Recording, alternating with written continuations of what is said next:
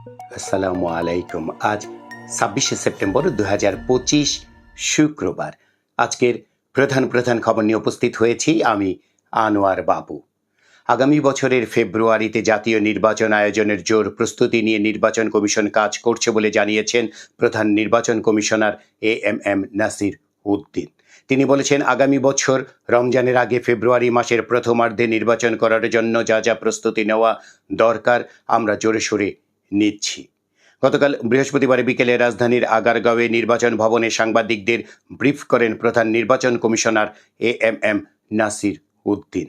জাতিসংঘ সাধারণ পরিষদের অধিবেশনে যোগ দিতে নিউ ইয়র্কে রয়েছেন অন্তর্বর্তী সরকারের প্রধান উপদেষ্টা অধ্যাপক ডক্টর মোহাম্মদ ইউনূস।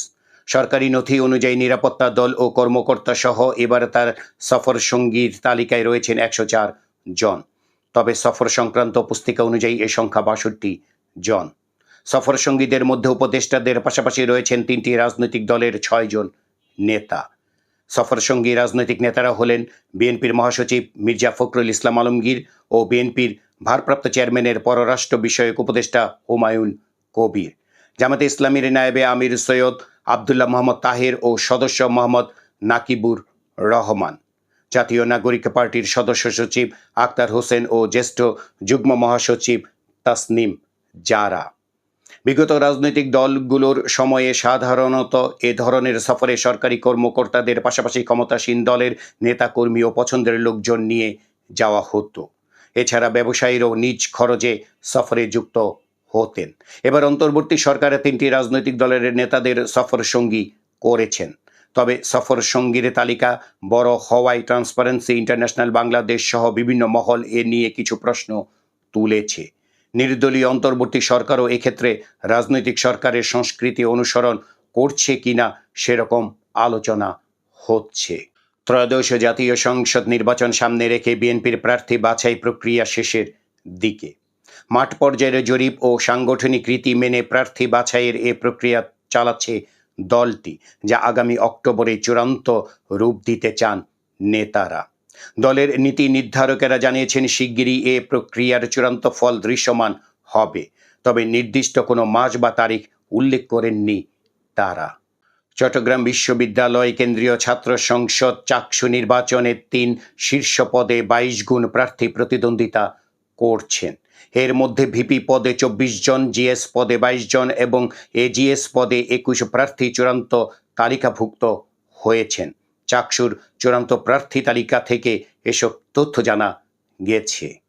চট্টগ্রাম ভিত্তিক বিতর্কিত ও আলোচিত শিল্প গোষ্ঠী এস আলম গ্রুপের কর্ণধার সাইফুল আলম মাসুদ ও তার 2 ভাইয়ের বিরুদ্ধে গ্রেপ্তারি পরোয়ানা জারি করা হয়েছে। ইন্টারন্যাশনাল ক্রিমিনাল পুলিশ অর্গানাইজেশন ইন্টারপোলের মাধ্যমে তাদের গ্রেপ্তারের ব্যবস্থা করার জন্য রেড অ্যালার্ট জারি করা হয়েছে। যুক্তরাষ্ট্রের নিউ ইয়র্কে হামলা ও ডিম নিক্ষেপের ঘটনায় আওয়ামী লীগের কর্মীদের বিরুদ্ধে মামলা করেছেন জাতীয় নাগরিক পার্টি এনসিপির সদস্য সচিব আক্তার হোসেন। নিউ ইয়র্কের স্থানীয় সময় গত বুধবার রাতে জন এফ কেনেডি বিমানবন্দরের পাশে পোর্ট অথরিটি পুলিশ ডিপার্টমেন্ট থানায় তিনি মামলা করেন। যুক্তরাষ্ট্রের প্রতিষ্ঠানগুলোকে বাংলাদেশে আরও বিনিয়োগের আহ্বান জানিয়েছেন প্রধান উপদেষ্টা অধ্যাপক ডক্টর মোহাম্মদ ইউনূস। গত বুধবার যুক্তরাষ্ট্রের নিউ ইয়র্কে অনুষ্ঠিত যুক্তরাষ্ট্র বাংলাদেশ এক্সিকিউটিভ বিজনেস গোলটেবিল আলোচনায় বক্তব্য রাখতে গিয়ে এই আহ্বান জানান তিনি। জাতিসংঘ সাধারণ পরিষদের 80তম অধিবেশনে যোগ দিতে যুক্তরাষ্ট্রের নিউ ইয়র্কে অবস্থান করছেন প্রধান উপদেষ্টা। এই সম্মেলনের ফাঁকে বিভিন্ন দেশের নেতাদের সঙ্গে বৈঠক ও আলোচনা সভায় যোগ দিচ্ছেন তিনি। এর অংশ হিসেবে বুধবারে তিনি পাকিস্তানের প্রধানমন্ত্রী শাহবাজ শরীফ ও ইতালির প্রধানমন্ত্রী জর্জিয়া মেলোনির সঙ্গে বৈঠক করেন। আদালতের আদেশে নির্বাচন কমিশনের নিবন্ধন পেল বাংলাদেশ লেবার পার্টি। গতকাল বৃহস্পতিবার দলটিকে নিবন্ধন সনদ দেয় নির্বাচন কমিশন। লেবার পার্টিকে আনারস প্রতীক বরাদ্দ দেওয়া হয়েছে। আনুপাতিক প্রতিনিধিত্ব অর্থাৎ পিআর পদ্ধতির নির্বাচন ব্যবস্থার দাবি প্রসঙ্গে বিএনপির স্থায়ী কমিটির সদস্য সালাউদ্দিন আহমেদ বলেছেন, কোনো রাজনৈতিক দলের অবৈধ ও অসাংবিধানিক আবদার মেনে জাতিকে সংকটে ফেলা যাবে না। মেনে নিলে তা দেশের স্থিতিশীলতার জন্য মারাত্মক ক্ষতির কারণ হবে। রাজধানীতে সুপ্রিম কোর্ট বার মিলনায়তনে গতকাল বৃহস্পতিবার এক সেমিনারে এসব কথা বলেন সালাউদ্দিন। ওপরের অনুমতি না থাকায় জাতীয় নাগরিক পার্টি এনসিপিকে শাপলা প্রতীক দেওয়া হচ্ছে না বলে অভিযোগ করেছেন দলটির দক্ষিণাঞ্চলের মুখ্য সমন্বয়ক হাসনাত আবদুল্লাহ। নিজের ফেসবুকে গতকাল বৃহস্পতিবার এক পোস্টে এই অভিযোগ করেন তিনি।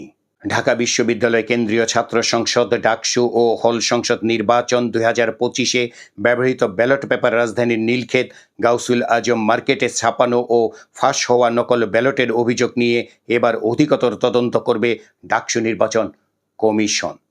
নির্বাচনের প্রধান রিটার্নিং কর্মকর্তা অধ্যাপক ডক্টর মোহাম্মদ জসিমউদ্দিন স্বাক্ষরিত এক বিজ্ঞপ্তিতে এ তথ্য জানানো হয়েছে। দেশের স্থানীয় পর্যায়ে গ্রামীণ পানি সম্পদ ও নগর অবকাঠামো উন্নয়নের পাশাপাশি এসব অবকাঠামোর রক্ষণাবেক্ষণ এবং স্থানীয় সরকার প্রতিষ্ঠান সমূহকে বিভিন্ন বিষয়ে কারিগরি সহায়তা দিয়ে থাকে স্থানীয় সরকার প্রকৌশল অধিদপ্তর অর্থাৎ এলজিইডি। সড়ক, সেতু, শিক্ষা প্রতিষ্ঠান, বাজার অবকাঠামো থেকে শুরু করে বিদ্যুৎ, স্যানিটেশন সহ প্রত্যন্ত অঞ্চলের উন্নয়নে ওতপ্রোতভাবে জড়িত সংস্থাটি। কিন্তু প্রকৌশলীদের অভ্যন্তরীণ দ্বন্দ্বে সেখানে আটকে আছে পদোন্নতি। কর্মকর্তাদের রেষারেষির প্রভাব পড়ছে গ্রামীণ এলাকার উন্নয়নে। পর্যটকদের জন্য সেন্ট মার্টিন দ্বীপ খুলে দেওয়া হবে আগামী 1 নভেম্বর। পর্যটন মৌসুম চলবে ফেব্রুয়ারি পর্যন্ত। তবে পরিবেশ রক্ষা ও দ্বীপের ভারসাম্য বজায় রাখতে এবার প্রতিদিন সর্বোচ্চ 2000 পর্যটক যাওয়ার অনুমতি থাকবে। তবে প্রথম 2 মাস সেন্ট মার্টিনে রাত্রি যাপন করা যাবে না। গত 24 ঘন্টায় ডেঙ্গুতে প্রাণ গেল আরও 1 জনের, আর নতুন করে হাসপাতালে ভর্তি হয়েছেন 632 জন। টানা 5 দিনের অচল অবস্থার পর রাজশাহী বিশ্ববিদ্যালয়ে পূর্ণাঙ্গ শাটডাউন কর্মসূচি সমাপ্তি ঘটল।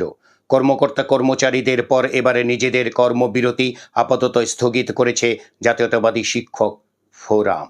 ঢাকার দোহারের বিলাসপুরে পারিবারিক কলহের জেরে বিষ খেয়ে স্ত্রী জয়গুন বেগম, যার বয়স 47 বছর, ছুরিকাঘাত করে আইয়ুব আলী হাওলাদার নামের 52 বছর বয়সী এক ব্যক্তি। তার ছেলে সাগর একই ছুরি দিয়ে আঘাত করলে গুরুতর আহত হন আইয়ুব আলী। গতকাল বৃহস্পতিবার দুপুর 12টার দিকে এ ঘটনা ঘটে। তাদের উদ্ধার করে উপজেলা স্বাস্থ্য কমপ্লেক্সে নিয়ে গেলে চিকিৎসক জয়গুন বেগমকে মৃত ঘোষণা করেন এবং উন্নত চিকিৎসার জন্য ঢাকায় নেওয়ার পথে আইয়ুব আলীর মৃত্যু হয়। আন্তর্জাতিক অন্যরকম একটি খবরে দেখা যাচ্ছে, অনলাইনে ভিডিও দেখে একটি রকেট বানিয়েছেন 18 বছর বয়সী চীনা তরুণ ঝ্যাং শিজি। এই ঘটনা রীতিমতো হইচই ফেলে দিয়েছে চীন জুড়ে। ঝ্যাংয়ের তৈরি রকেট 400 মিটার পর্যন্ত উচ্চতায় উঠেছে। ব্যাংকিং সেক্টরের খবর। রাষ্ট্রায়ত্ত ব্যাংকগুলোর মধ্যে রূপালী ব্যাংকই প্রথম মোবাইল ফাইন্যান্সিয়াল সার্ভিসে চালু করেছে। সর্বাধুনিক প্রযুক্তিতে তৈরি রূপালী ক্যাশ এখন গ্রাহকদের জন্য দ্রুত, নিরাপদ ও সাশ্রয়ী মূল্যে লেনদেনের সুবিধা দিচ্ছে। গতকাল বৃহস্পতিবার রাজধানীর দিলকুশায় রূপালী ব্যাংকের প্রধান কার্যালয়ে এক অনুষ্ঠানের মাধ্যমে সেবাটির উদ্বোধন করেন ব্যাংকের ব্যবস্থাপনা পরিচালক কাজী মোহাম্মদ ওয়াহিদুল ইসলাম। বিনোদনের খবর। সঙ্গীত শিল্পী হেমন্ত মুখোপাধ্যায়ের প্রয়াণ দিবস আজ। 1989 সালে কলকাতায় মারা যান তিনি। রেডিওতে গান গেয়ে কেরিয়ার শুরু। এরপর বাংলা ও হিন্দি সিনেমায় সঙ্গীত পরিচালনা করেন। হেমন্ত কুমার নামে তিনি ব্যাপক জনপ্রিয়তা পান বলিউডে। বাংলা, হিন্দি ছাড়াও গেয়েছেন 10টি ভাষায় গান। কয়েকটি সিনেমা প্রযোজনা করেছেন হেমন্ত মুখোপাধ্যায়। এই ছিল আজকের প্রধান খবর। আমাদের এই খবর নিয়ে আপনাদের যদি কোনো মতামত থাকে তাহলে কমেন্ট বক্সে জানাতে পারেন, আর আমাদের এই চ্যানেলটি সাবস্ক্রাইব করে আমাদের সাথেও থাকতে পারেন।